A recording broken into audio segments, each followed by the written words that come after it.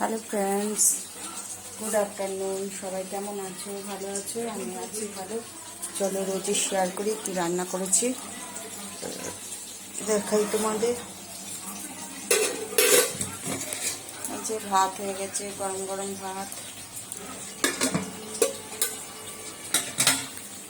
আর এখানে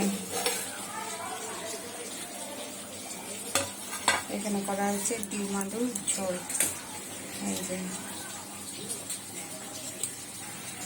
ডিম আলুর ঝোল করা হয়েছে।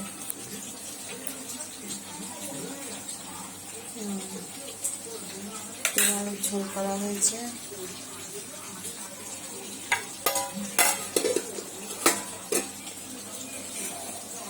আর এখানে করা হচ্ছে সরষে বাটা দিয়ে সজনার ডাঁটা আর আলু দিয়ে করা হচ্ছে। মাখা মাখা করে করবো, আর একটু হবে, এখনো একটু একটু জল আছে, আর একটু টাইট হয়ে যাবে তারপরে না হবে।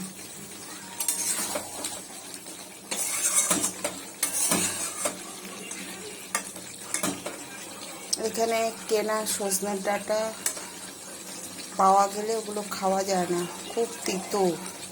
আমাদের এখানেও আছে, মাঠে অনেক বড় বড় গাছ আছে দিয়েছেলের, কিন্তু ওগুলো ভালো না, একদম তিতো, খাওয়া যায় না। বাজার থেকে দুবার এনেছিলাম, একদম তিতো, তরকারি ফেলে দিতে হয়েছে। এগুলো হচ্ছে আমাদের কোয়ার্টারের গাছের সজনা ডাঁটা। এগুলো খুব ভালো ডাঁটা, মিষ্টি ডাঁটা।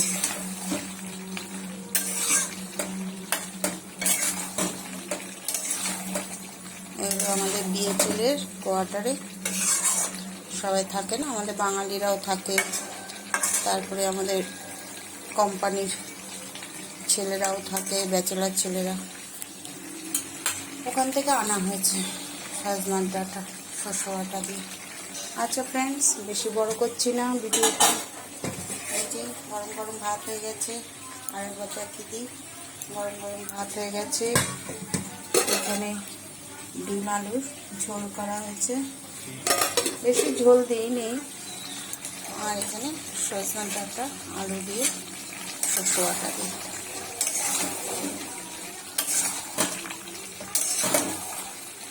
তরকারি আমার হয়ে গেছে, নামাবো।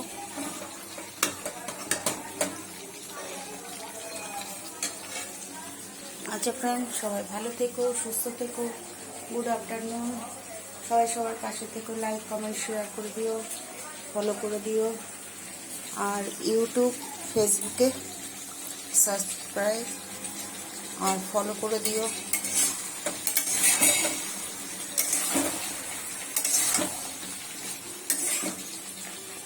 আচ্ছা বন্ধুরা, তাহলে এখানে ভিডিওটা শেষ করছি।